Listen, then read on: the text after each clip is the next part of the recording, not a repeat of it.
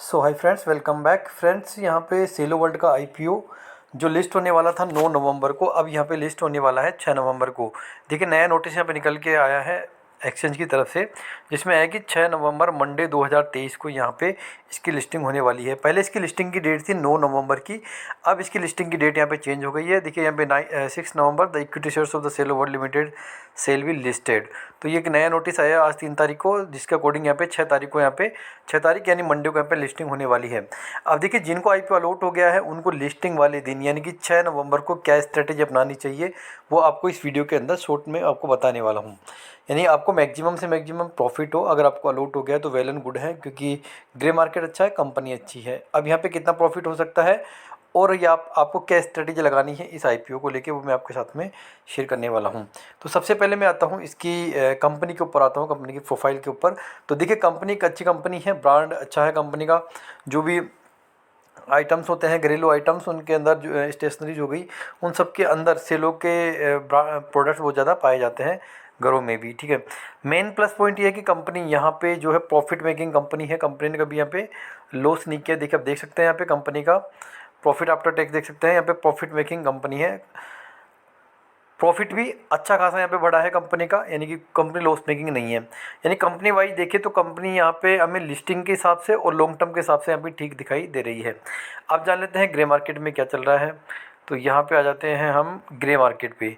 तो देखिए आज की डेट का यानी कि 3 नवंबर का जो ग्रे मार्केट है वो चल रहा है 160 रुपये का। अच्छी बात यह है कि इसका ग्रे मार्केट प्रीमियम यहाँ पे बढ़ चुका है। पहले ग्रे मार्केट था 131 का और अब हो चुका है 160 का।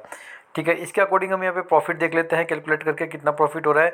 तो 160 रुपये का 160 रुपये का यहाँ पे ग्रे मार्केट चल रहा है और एक लोट में आपके हैं 23 शेयर। तो अगर आपको एक लोट अलॉट हुआ है तो लगभग आपको 3680 रुपये का यहाँ पे प्रॉफिट देखने को मिल सकता है, जो कि एक डिसेंट प्रॉफिट है किसी भी एक आईपीओ में।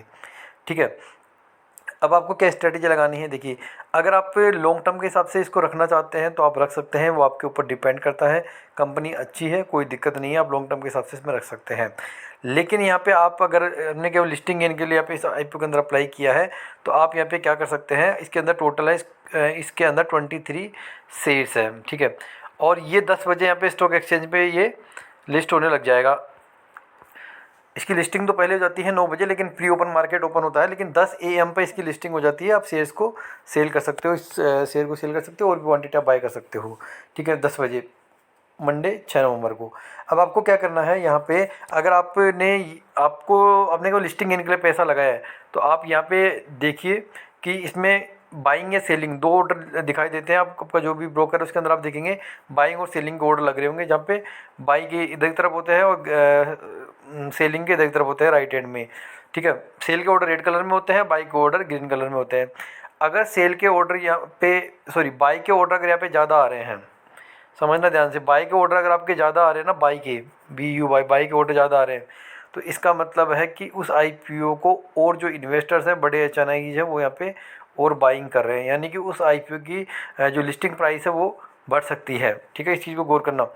तो अगर आप बाइंग ज़्यादा आ रही है, सेलिंग कम आ रही है, तो आप यहाँ पे एक बार के अंदर पूरी 23 की 23 क्वांटिटी मत बेचना। थोड़ी थोड़ी करके आप क्वांटिटी बेच निकाल सकते हैं।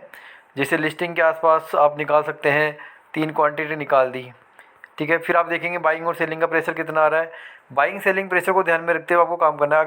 आपको अगर लग रहा है कि बाइंग ज़्यादा आ रही है तो आप यहाँ पे और क्वांटिटी आप थोड़ा वेट करके फिर आप और 5 क्वांटिटी निकाल सकते हैं। इससे क्या आपका एवरेजिंग हो जाएगा। अगर मान लो यहाँ पे सेलिंग आ गई, सेलिंग बढ़ गई, तो आईपीओ की प्राइस क्या होगी, कम हो जाएगी। यानी कि जो इसकी 160 रुपये ऊपर के ऊपर पे इसकी लिस्टिंग होने वाली है, 24% का प्रीमियम है। अगर मान लो ये आ जाता है वहाँ पे आपको 15%, ठीक है, तो उस केस में आप क्या करेंगे, तो आप ये करिए कि आप इसको थोड़ा थोड़ी क्वांटिटी के अंदर आप यहाँ पे 23 शेयर्स को आप यहाँ पे निकाल सकते हैं, लेकिन बाइंग और सेलिंग के ऑर्डर को ध्यान में रखते हुए। ठीक है, तो इस तरह ये स्ट्रेटेजी आप लगा सकते हैं। एक बार के अंदर आप पूरे बेचेंगे तो या तो आपको ज़्यादा प्रॉफिट नहीं होगा या आपको लॉस हो जाएगा। ठीक है, तो अगर आप थोड़े थोड़े करके आप बेचते हैं एवरेजिंग करके, तो अब थोड़े थोड़े करके बेचते हैं तो आपकी एवरेजिंग हो जाएगी, तो आपको एक सही प्राइस आपको मिल जाएगी इस आईपीओ के में। बाकी दोस्तों आप अपनी रिसर्च के बेस पे आप डिसीजन ले सकते हैं।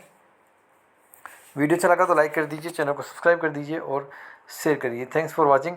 और जिनके डीमैट अकाउंट के अंदर अभी ये शेयर्स नहीं आए हैं उनको घबराने की ज़रूरत नहीं है। 6 नवंबर यानी इसकी लिस्टिंग के दिन सुबह 9 बजे से पहले आपके डीमैट अकाउंट के अंदर यहाँ पे शेयर रिफ्लेक्ट हो जाएंगे। आप अपना जो भी डीमैट अकाउंट है उसके अंदर आप जाके देख सकते हैं। और जो यहाँ पे बेचने का बना रहे हैं प्लान, वो उस दिन टी पिन को वेरीफाई करके जरूर रखिए, क्योंकि टी पिन मांगेगा, आप बेचेंगे तब आपका टाइम क्या होगा कि टी पिन को वेरीफाई करने में लग जाएगा।